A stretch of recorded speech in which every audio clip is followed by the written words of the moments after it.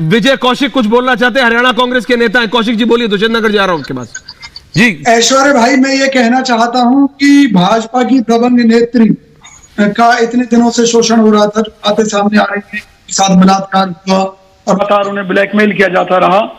तो उन परिस्थितियों में सोनाली फोगाट का कहीं ना कहीं खट्टर सरकार पर भरोसा ही नहीं था, कि जिसके चलते उन्होंने खट्टर सरकार से ना तो कोई मदद मांगी, ना ही इस मामले में कोई काम किया कि भी वो अपना दुख सरकार के सामने रखती।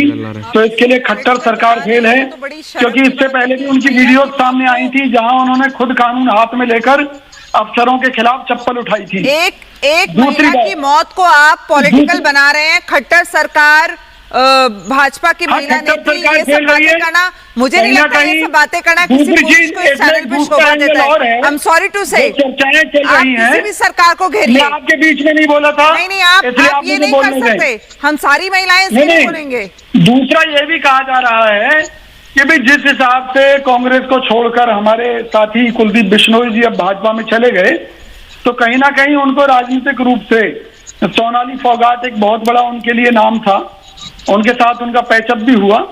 लेकिन इन परिस्थितियों में बहुत सारी जो बातें निकल कर आ रही हैं, उनके चलते भी भाजपा नेताओं की भूमिका संदिग्ध है।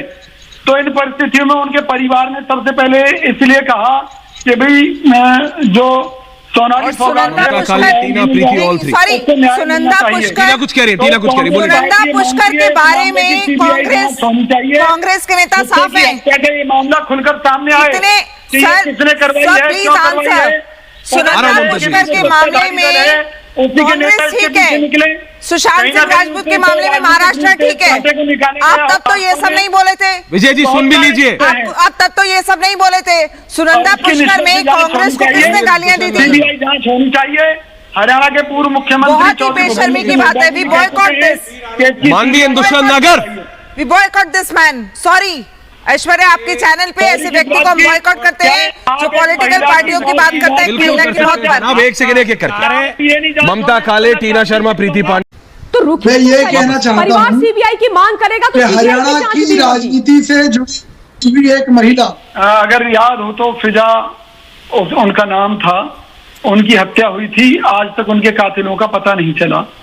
ये भाजपा नेत्री हैं, ये पहले कांग्रेस प्रत्याशी के खिलाफ चुनाव लड़ी थी और अब जो हमारे कांग्रेस के एमएलए थे वो भी भाजपा में जा चुके हैं। इनके अपनी राजनीतिक महत्वाकांक्षाएं थी। उन परिस्थितियों में बहुत सारे एंगल इनकी मौत को लेकर हो सकते हैं, लेकिन कांग्रेस पार्टी इन सभी एंगल से हटकर केवल एक बात कहती है कि एक महिला की हत्या हुई है, उसका परिवार न्याय मांग रहा है और लोगों के सामने सच्चाई सामने आए, इसलिए इसकी सीबीआई जांच होनी चाहिए। अगर इसका कोई राजनीतिक एंगल है या इसका कोई व्यक्तिगत एंगल है कि जिसमें पैसा उसका लूटने के लिए इस तरह से हुआ, उनको ब्लैकमेल किया जा रहा था। लेकिन सबसे भी ज्यादा दुखद बात यह है कि भाजपा की सबसे दबंग नेत्री हरियाणा में अपनी ही सरकार होते हुए किसी से अपना दुख व्यक्त नहीं कर पाई और अपनी जान देकर। अब आप ये समझिए, यहाँ पे now he is getting an angle and he is not completely